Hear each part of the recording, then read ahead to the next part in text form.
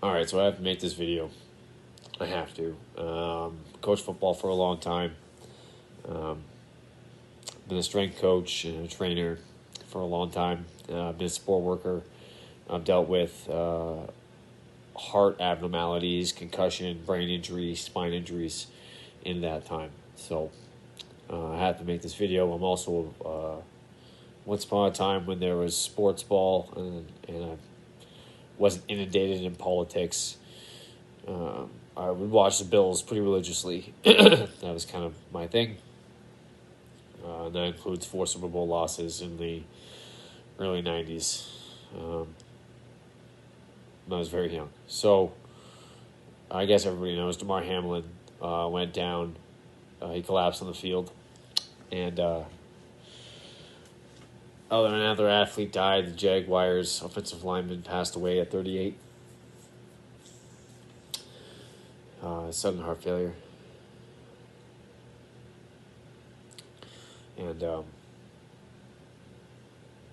myself, I made medical decisions that Canada ostracized me from my community. I didn't believe in what the gyms, the fitness industry was trying to do here in Canada. Anyone who believed in health and fitness knew that these policies could be dangerous. Anyone who went to school and studied medicine who's honest about it knew that this could be dangerous. Anyone who's a critical thinker would have thought this is dangerous. There's a video, I'll put the link in the description, I made from a textbook that I have, from a class that I took. It's based on neurology, talking about the process of making a vaccine. Now, I'm not going to say 100% that Hamlin went down because of a vaccine injury. However, a lot of us are thinking it. The Komodo carditis argument is interesting. I played lacrosse, and that was a common thing in lacrosse we heard. I think there was a goalie that died here in Ontario in the early 2000s, hit in the chest with a lacrosse ball at the wrong time and died, or had a heart attack. But anyways, you hear some of these stories with even Athlete X, Jeff Cavalier, did a video on Komodo carditis really quickly. And as a baseball guy, I mean, I can see why you'd want to do that. The issue you have in football is that you have padding. So there's a element of compression and padding that can just push your breastbone with absorption, like a shock absorber. So some of that would be absorbed by the padding. Now, it is possible that his pad's a little undone and there was a gap in the sternum. That's entirely possible. And but it was a 1 in 200 million chance that happens. But you've had over 1,500 athletes collapse in 1 year. So if you're going to play the odds, what's more likely? Right? And then what does that mean? So it's to just brush it off is disingenuous, but to question it alone says there's a problem.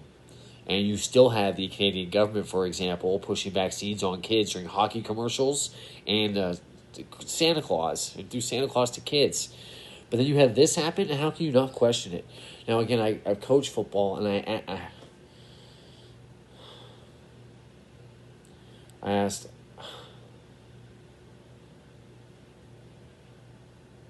kids should not have been victim to this. And coaches should have stepped up and said no to a lot of things. But the vaccine, it's not even a vaccine, this injection was an easy no, right? But a lot of people gave in to pressure from the economy and from social pressure. So then what happens to those of us that are looking at this saying, how could you not think at least that could be part of the equation? To just be like, nope, it was definitely this Komodo carditis thing, is you're lying to yourself. You're lying to yourself that is the only possibility. And then you have to think, really, that if it was this injection, if it was the vaccine, if it was that, what does that mean for all these athletes that have been collapsing the past year? All these people that have been collapsing. We even saw it during the Emergencies Act. And to say that's all the coincidence, that it was climate change, that I was being excited, that it's cannabis, and that's from the media playing on you.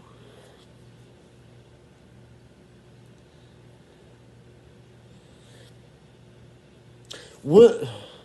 How could we go? I don't understand how we did this. How could you go from the whole Black Lives Matter protest case? First of all, you said it's a deadly virus, right? When people are going to die if they interact. But then you have massive Black Lives Matter protests, and places got burned down. But you had the convoy protests where nothing got burned down. But one of them is a state of emergency. Chaz and Chop had rapes and drug addicts and murders and shootings. Didn't have that in Ottawa, but one is a national emergency, the other one isn't, right? And you're going to tell people that after Black Lives Matter that doing injection experiments is okay, like Tuskegee University never happened? Like what happened in African experiments just never happened? I don't understand why we can't just, we have to tell ourselves that no, everything's fine. It's not fine. It's not fine. And it won't be fine until people start calling it out openly, right?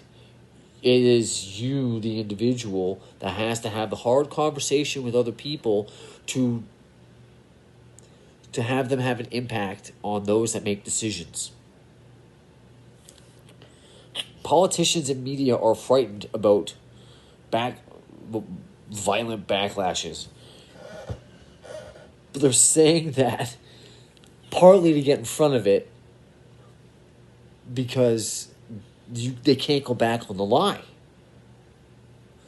They're going to try and brush over all of this like it's you that is crazy for seeing what is happening.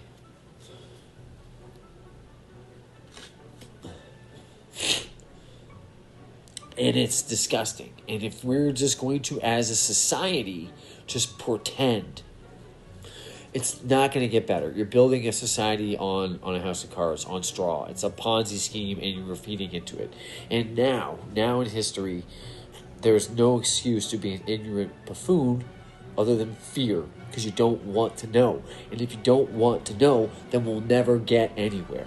In which case, if you don't want to know and we'll never get anywhere, just tell us that you want to live a lie, and then we'll figure out how to divide ourselves. And then for those of you that don't want to know, that want the state, who has a monopoly on violence, to solve the problem or to dictate policy, to put in these technocratic measures, and you're okay with it, thinking that they're the people to trust, just tell us openly, and then we'll separate peacefully. But if you're going to force us into a conflict, which is where this goes, because those of us that what Elon must say, name a conspiracy about Twitter that didn't come true. To be totally frank, almost every conspiracy theory that people had about Twitter turned out to be true. So, like, is there a conspiracy theory about Twitter that didn't turn out to be true? So far, they've all turned out to be true, and if not, more true than people thought.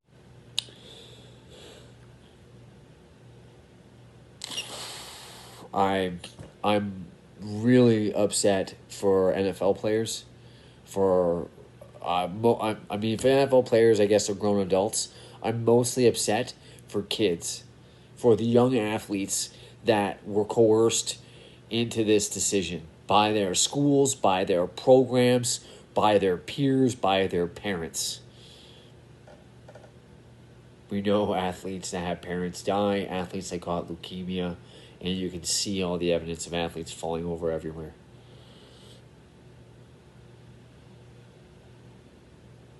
This was an inevitability we tried to avoid. And what do you want us to do? Just pretend like it's not happening to make you feel better? It doesn't fix the problem. You don't get to buy your way out of things all the time. Inevitably, things will fall apart and collapse. And that's, if you don't call it out and you're not going to fix it, then you're part of the problem. If you're just going to stand in the way, you're part of the problem.